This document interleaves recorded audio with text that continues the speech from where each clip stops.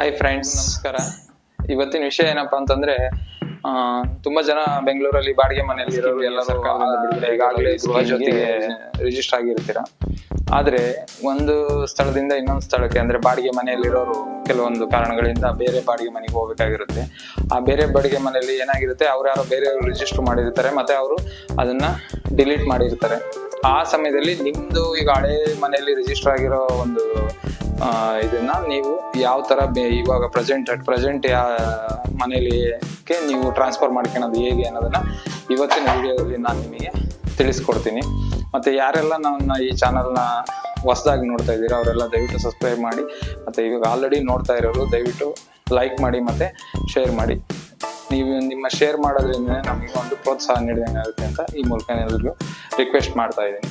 ಬನ್ನಿ, ಯಾವ ಥರ ಮಾಡೋದು ನಾನು ಇವತ್ತು ನಿಮಗೆ ತೋರಿಸ್ಕೊಡ್ತೀನಿ. ಈ ಥರ ಒಂದು ಗೂಗಲ್ ಕ್ರೋಮ್ ಪೇಜ್ ಓಪನ್ ಮಾಡ್ಕೊಂಡು ಅಲ್ಲಿ ಗೃಹಲಕ್ಷ್ಮಿ ಅಂತ ಟೈಪ್ ಮಾಡಬೇಕು.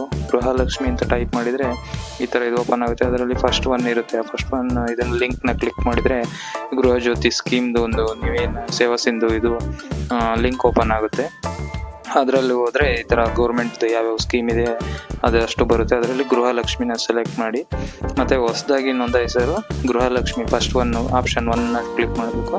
ಮತ್ತು ರಿನ್ಯೂವಲ್ ಮಾಡೋರು ಅಂದರೆ ಬೇರೆ ಇದಕ್ಕೆ ಲಿಂಕ್ ಮಾಡೋ ಥರ ಇದ್ದರೆ ಆಪ್ಷನ್ ನಂಬರ್ 2ನ ಕ್ಲಿಕ್ ಮಾಡಬೇಕು. ಆಪ್ಷನ್ ನಂಬರ್ 2 ಏನಕ್ಕಪ್ಪ ಅಂದರೆ ನೀವು ಆಲ್ರೆಡಿ ಹಳೆ ಮನೆಯಲ್ಲಿ ಲಿಂಕ್ ಮಾಡಿರೋ ಇದನ್ನು ಮತ್ತೆ ನೀವು ಅನ್ಸಬ್ಸ್ಕ್ರೈಬ್ ಮಾಡಲಿಕ್ಕೆ, ಅದು ನಿಮ್ದು ರನ್ನಿಂಗ್ ಇತ್ತು ಅಂತಂದರೆ ಸೇಮ್ ಆಧಾರ್ ನಂಬರಿಗೆ ಒಂದೇ ಲಿಂಕ್ ಆಗೋದು.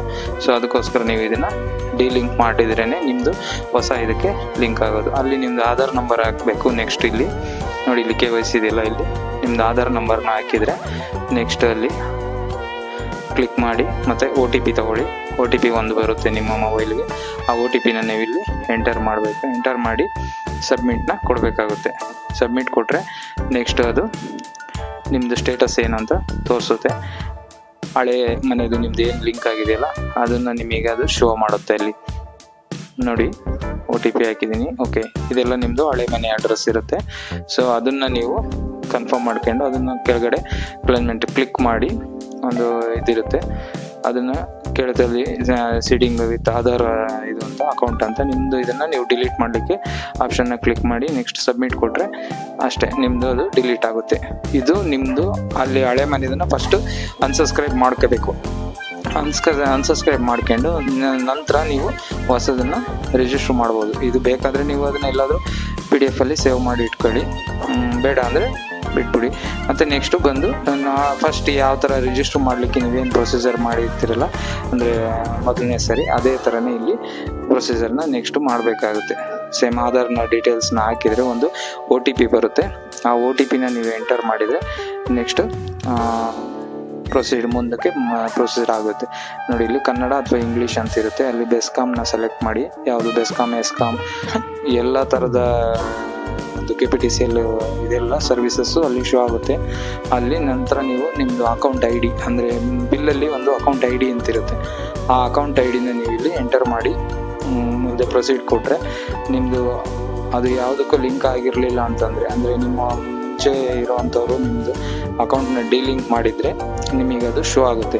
ಒಂದು ವೇಳೆ ಅವರೇನಾದರೂ ನಿಮ್ಗೆ ಅವ್ರದ್ದು ಹಳೇದು ರಿಜಿಸ್ಟರ್ ಆಗಿತ್ತು ಅಂತಂದರೆ ನಿಮಗೆ ಅದು ಮುಂದಕ್ಕೆ ಹೋಗಲಿಕ್ಕೆ ಬಿಡೋದಿಲ್ಲ.